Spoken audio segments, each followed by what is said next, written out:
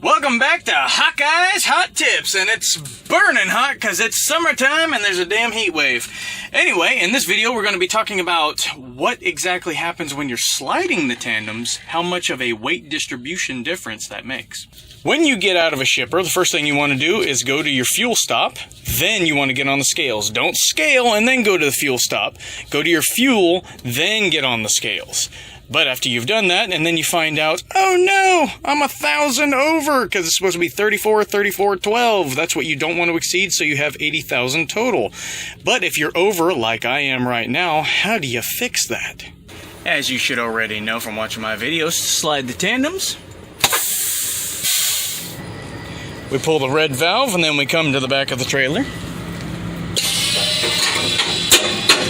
Now, it's been my personal experience, as opposed to what they try to tell you in truck driving school. Each one of these slots is about 6 inches or so apart. In truck driving school, I was taught that each one of them is worth 500 pounds shift. That means you're taking 500 pounds off of the rear and putting 500 pounds onto the front. However, it's been my experience that it's actually a 400 pound shift. But there is a stop here, there's an empty one that's never used, and this is the furthest that it goes to. So I need to go 8 spaces back. 1, 2, 3, 4, 5, 6, 7, 8. That is about 4 feet, because these are about 6 inches apart, which means I need to move my truck forward 4 feet. Now, how am I going to do that? I don't have one of those big metal slots that you can put in there to try to stop the thing so it doesn't go back too far. And if I did, then you'd have to worry about if you go too fast, you're going to damage your trailer and whatever. Here's what I'm going to do. I know that my foot is about 1 foot, hence the name. So I pick the little mark on my little steps here, and I line up the back of my foot with it. There's 1 foot. Heel to toe, 2 foot, 3 foot, 4 foot. Okay, we got a crack right there on the ground. I'm gonna line that line with that line. I actually discovered this little trick when I was working driving chips. Again, you don't want to make the mistake of pushing in the red, just the yellow.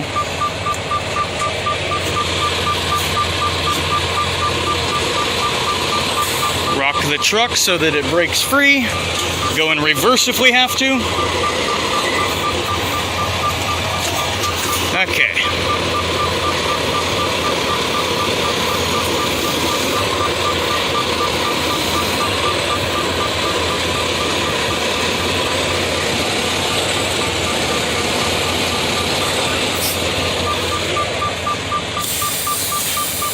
Let the air pressurize the line. Now we'll see how I did. This is that stop, this is the blank one, this was the first. 1, 2, 3, 4, 5, 6, 7, 8. Right there is where it's supposed to be, since I made that mark, which means now all I gotta do is pull the truck forward until it pops out right here.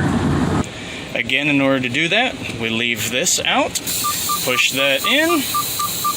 Since the line is pressurized, as soon as I slide that and that hole gets aligned, that bar will shoot back out of it and lock in place. Go slow. There it is. Reverse, make sure it locked. Come to the back of the trailer and make sure this pin is out. That pin is out, check both sides, and then get back onto the scale. Now here's another little trick. Since I'm in such a tight little space and the scale is so far over to the curb, one thing I can do, if I take a really sharp 180-degree U-turn right here and come all the way back, I want to try to keep my trailer all the way over because I got such a short little space right here to try to turn around. If I go all the way over here, my trailer's going to be way over there. I'm not going to have any time to get the trailer aligned with the truck before I get onto the scale in such a short space. So, instead of doing a U-turn going to the right, I'll do it going to the left. And it'll keep my rear axle as far over to the curb as possible. wait on this guy to go by. Come on, now watch that axle. It's gonna stay right by the curb as I complete this turn. Oh yeah.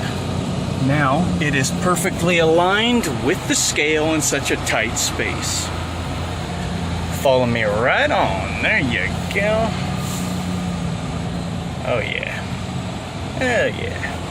And then when you get back onto the scale, they're going to ask you if it's first weigh or reweigh. You tell them reweigh, since we already did ours. Then they're going to ask you for this number down here in the corner. First weigh, reweigh. Reweigh. 4-digit numbers at the bottom of your ticket.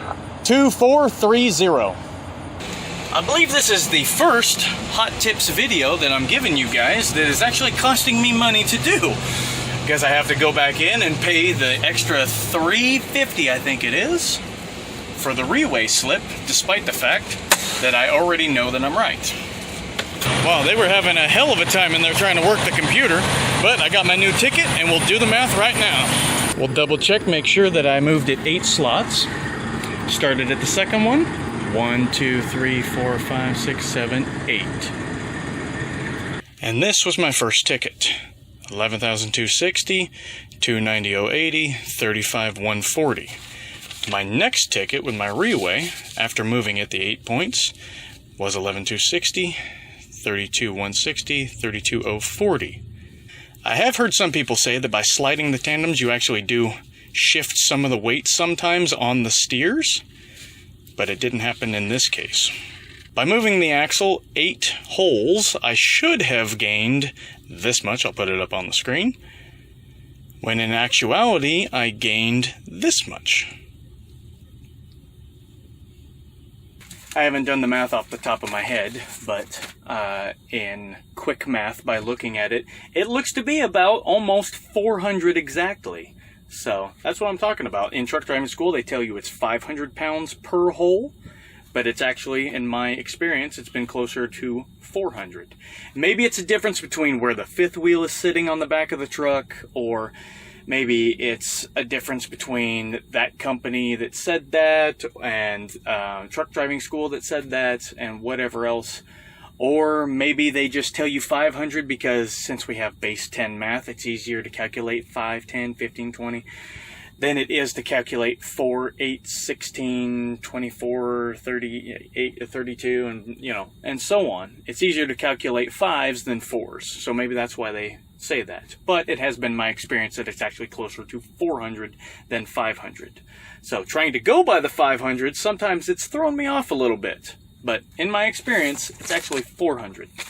And hopefully some of those tricks will help you, and especially with trying to figure out how far do I pull forward. Maybe you can, I don't know, maybe you have a pen that you can set on the ground if you don't have a crack on the road. Or maybe you can... Is that guy taking a piss? Is that what he's doing? That is exactly what he's doing.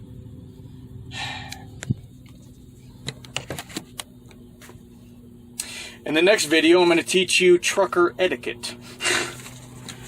Hope you guys enjoyed it, and, what the hell, dude?